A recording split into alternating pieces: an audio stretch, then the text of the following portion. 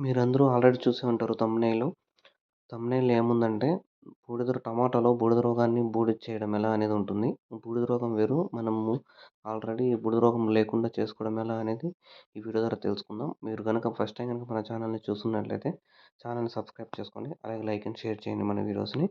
ఇంకా ముందుగా మనం బూడిద రోగ సింప్టమ్స్ గురించి తెలుసుకోవాలి. బూడిద రోగ సింప్టమ్స్ ఎలా ఉంటాయంటే, సింప్టమ్స్ అంటే, అంటే బూడిద రోగం ఎలా వస్తుంది? ఎలా వచ్చే సూచనలు అలాంటివి. సింప్టమ్స్ అంటే సూచనలని. అవి ఎలా ఉండేయంటే ఫస్ట్ దాని గురించి డిస్కస్ చేద్దాం. ఆకులు మరియు కాండం అనేది దానిపై తెల్లని మచ్చలనేది ఉంటాయి. తెల్లని మచ్చలంటే బూడిద ఏ కలర్‌లో ఉంటుంది? కొంచెం తెల్లగానే ఉంటుంది. తర్వాత ఎక్కువయ్యే కొద్దీ బూడిద కలర్‌లోకెళ్ళిపోతుంది. తెల్లటి పొడి పొడి కూడా ఆకుల పైన ఉంటుంది. మీరు ఎక్కువ నిమ్మ చెట్లలోన అలా నిమ్మ చెట్లయితే చూసుకొని ఉంటారు. బూడిద రంగు పడిపోయి ఆకులు కూడా చుట్టుకునేసుంటాయి. తెల్ల పొడి పడి ఉంటుంది. అది కింద భాగంలో కింద భాగంలో కూడా తెల్ల పొడి పడి ఉంటుంది. ఇది ఆకుల పైన, కాండం పైన తెల్లని మచ్చలు పడి ఉంటాయి. ఇది కింద అడుగు భాగం. అడుగు భాగం అంటే ఆకుల్లో చెట్టు ఉంటుంది కదా! మీ చెట్టుకు కింద నుంచి అనేది పైకి పోతుంది. కాబట్టి కింద చెట్లలో అయితే కింద ఆకుల్లో అయితే మీకు మీకు గమనించొచ్చు. అది సింటమ్స్‌లో మళ్ళా సింటమ్స్ ఏమవుతుందంటే ఈ బూడిద రోగం వల్ల చెట్టు ఎదుగుదల అనేది మందగిస్తుంది. ఆకులు అనేటివి ఆల్రెడీ చెప్పాను మీకు. ముడత ముడత పడతాయి. చుట్టుకునేస్తాయి. అలా రాలిపోయి చెట్టు అనేది కూడా ఆకనేది రాలిపోతుంది. చెట్టు అనేది కూడా వాడిపోతుంది. మళ్ళా ఇక్కడేమంటే ఇది తెల్లటి పౌడర్‌లాగా అనేది ఉంటుంది. దాని మీద మనం స్ప్రేయింగులు చేసుకోవాలి. ఒక స్ప్రేయింగ్‌కైతే నార్మల్‌గా 2 స్ప్రేయింగులు చేసుకుంటే వెళ్ళిపోతుంది. కొంతమంది ఒక స్ప్రేయింగ్ చేస్తారు. కొంతమంది 2 స్ప్రేయింగులు చేస్తారు. అది తగ్గకపోతే 2 స్ప్రేయింగులు చేసుకోవాలి. ఇది డోసేజ్‌ని బట్టి అయితే ఉంటుంది. మనం డోసేజ్ అయితే ఏ విధంగా అయితే ఇచ్చుకుంటామో, ఆ డోసేజ్‌ని బట్టి అయితే బూడిద రోగం అనేది తగ్గే అవకాశం అనేది ఉంటుంది. ఇది ఎలా అంటే ఇది ఈ బూడిద రోగం వల్ల కిరణజన్య సంయుక్రియ.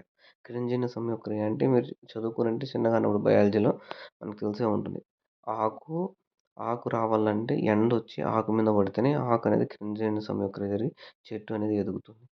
అది అది అది అది కిరణజన్య సంయుక్రియ జరిగితేనే చెట్టు అనేది ఇంప్రూవ్ అవుతుంది. ఈ బూడిద రోగం పడిందనుకో కిరణజన్య సంయుక్రియను పూర్తిగా అనేది ఆపేస్తుంది. పూర్తిగా ఆపేసిందనుకో అదేమైపోతుంది అనేది ఆహ్, బూడిద రోగం ఆకనేది రాలిపోతుంది. అప్పటి వల్ల చెట్టు అనేది ఎఫెక్ట్‌కి వెళ్తుంది. ఎదుగుదల అనేది నిలిచిపోతుంది.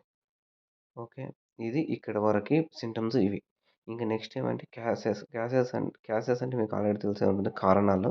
దీనివల్ల ఏమేమంటే ఇది ఆకు మొగ్గలు మరియు ఆకుల్లో అవశేషాల్లో ఉంటాయి. ఇప్పుడు అది ఏ విధంగా ఏర్పడుతుందంటే మన టమాటా ఆకుల్లో నుంచి ఏర్పడుతుంది.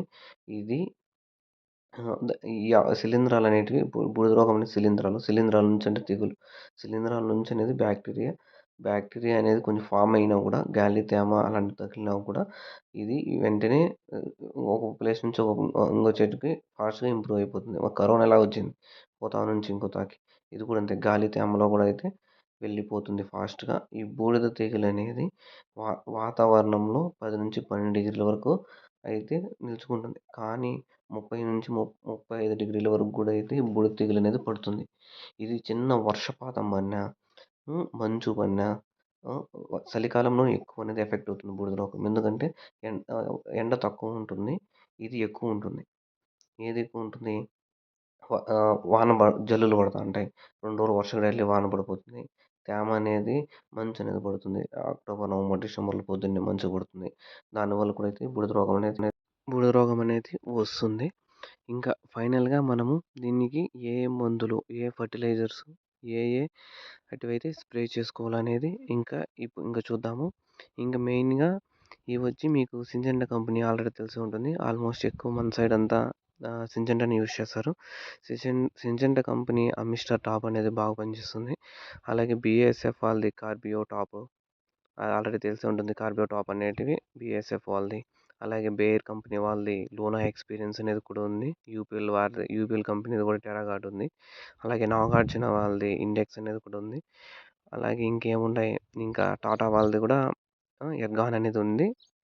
మళ్ళా క్యాస్కేడ్ అనేది ఉంది. అది ఆ కంపెనీలో కరెక్ట్‌గా ఓకే. కాస్కేడ్ అనేది కూడా ఉంది.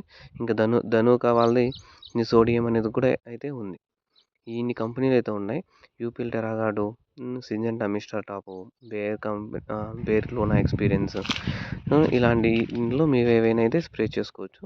దీనికి మళ్ళీ మీరు దాంట్లో మళ్ళీ మిక్సింగ్కి గ్రోత్కి ఏం యూస్ చేసుకుంటారు, దీనితో ఏదో ఒకటి కానీ 2 కానీ మిక్స్ చేసుకోవచ్చు. దాంతోపాటు మీరు ఇంకా క్వాంటిటీస్ కానీ ఇసాబియన్ కానీ గ్రోత్కి అలాంటివి వేసుకొని అయితే స్ప్రే చేసుకోవాల్సి ఉంటుంది. మీకు ఇంకా దగ్గరలో దాంట్లోకి ఇంకా కాంబినేషన్లు ఏమన్నా ఇస్తే కొన్ని కాంబినేషన్స్ ఉంటాయి. ఆ కాంబినేషన్లు వేసుకొని అయితే మీరు స్ప్రే చేసుకోవాల్సి అయితే ఉంటుంది. ఇంకా ఇది ఈ రోజుటి వరకు. మీకు ఇంకేమైనా డౌట్స్ ఉంటే అడగండి, కామెంట్ రూమ్లో తెలియజేస్తాను. ఈ బూడిద రోగానికి మెయిన్ ఎక్కువైతే మనమైతే మిస్టర్ టాప్ అనేది స్ప్రే చేస్తాము. మళ్ళీ తక్కువ అయితే లూనా ఎక్స్పీరియన్స్ కూడా అయితే బాగానే పనిచేస్తుంది. ఆ 2 అయితే బాగానే పనిచేస్తాయి. సరే, ఇంకా ధనుక వాళ్ళది సోడియం అవైతే నేనైతే వాడలేదు. మిగిలినవి అయితే అవి వాడినాం కాబట్టి వాటిని అయితే చెప్పగలము. మిగిలినవి కూడా పనిచేస్తాయి. పని చేయకనైతే ఇన్ని అయితే కనుక్కోరు కదా. టెక్నికల్స్ అనేవి ఉంటాయి. ఒక దాంట్లో ఒక టెక్నికల్ అనేది ఉంటుంది ఒక మందులో. ఆ మందు మీద అయితే డిపెండ్ అయ్యి ఇవి వర్క్ అవుతూ ఉంటాయి.